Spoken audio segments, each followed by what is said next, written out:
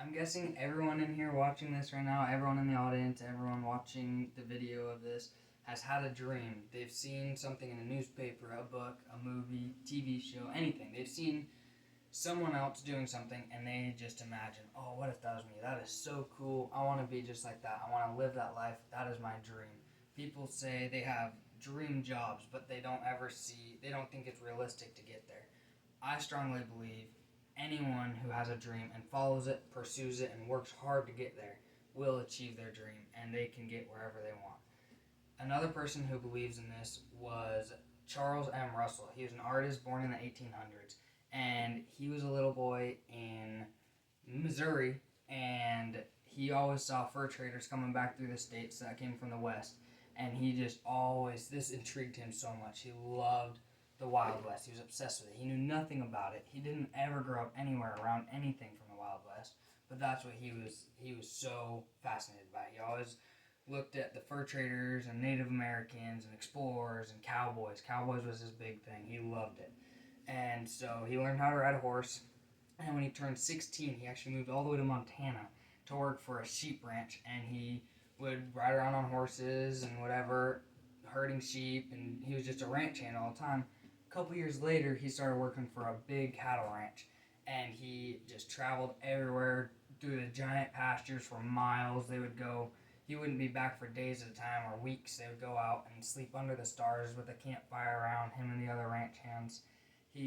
Everyone really liked working with him because he was a great storyteller as well. He always had good stories to tell. He had good artwork to show. Back when he was in Missouri, his school books were always filled with doodles, and he made little sculptures of what he imagined the Wild West being. So now that he was there, he got to work. He worked more overtime than anyone else because when everyone else was was down sleeping at night, he would stay up and draw pictures of what he watched through that day because obviously through the day when he was working, he didn't have time to do this. So he stayed up at night to draw and make models of everything he saw. He was really good at this. People started calling him the cowboy artist. And that's when he started being known. The first well-known picture he had, his the guy who owned the ranch didn't live at the ranch. He lived far away, and he sent a letter asking how the herd of cattle was going. And Russell responded with a picture. He didn't write back to him or anything. He sent him a postcard picture of a cow in the snow being torn apart by a bunch of wolves around it. And he strongly believed through his whole life that someone who could tell a story through a picture is greater than a person just through words, because a picture can tell a million words, as we've all heard that saying before. And I believe this because my own dream, I would love to be able to travel the world hunting and tell everyone my stories and have pictures and videos of everything that goes on. Teach younger generations what it's like to hunt and to be a hunter and all that. I think it would be really cool. That's my dream, and I'd like to follow that the way he followed his dream.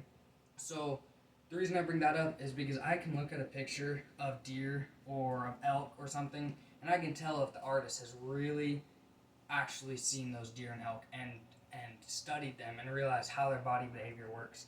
And that was something that Russell was big on. He made sculptures of bears. This was a really famous one as well.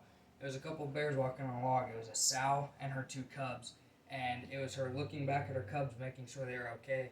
And that really showed more than just the cool art that it was. It was super cool, but it showed even more that he was out there enough to understand the animals. He studied the animals, and he made the work show. He made his artwork show a story more than just a cool art piece. It showed that the sow, how they always look after their cubs, and just things like that. He was really big into all this, and he actually, if you read his articles, he referred to himself as a crazy guy because he was living in the past. He never wanted to look into the future or the present. He wanted to live into what he imagined the Wild West was when he was a little kid. So he always was an old-timer cowboy, no matter what society was doing, no matter what industrialization they were going through.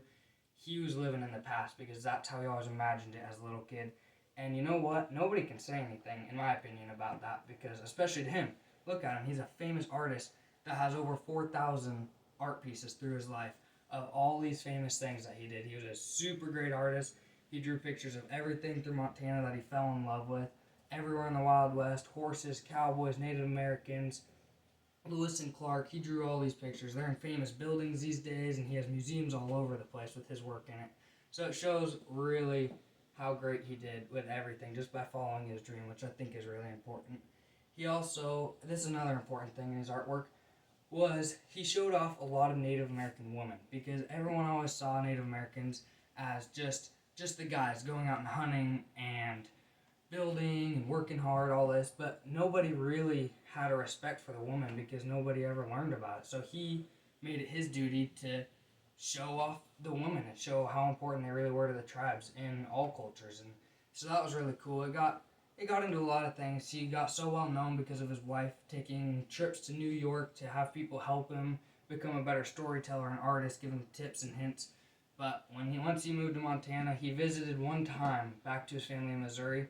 That was it. Other than that, he was stuck in Montana. He built a shop there, an art shop, so then he could make sure he never moved again.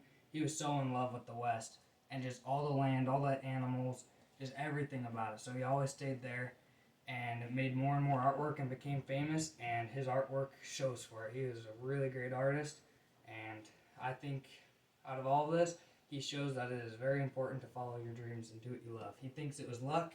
There's one more thing. He thinks it was luck, actually, that he had so much skill drawing because he got to do his whole life what he loved to do. And I think all of us can do that. We can follow our dreams and find out what we love to do and become great at it.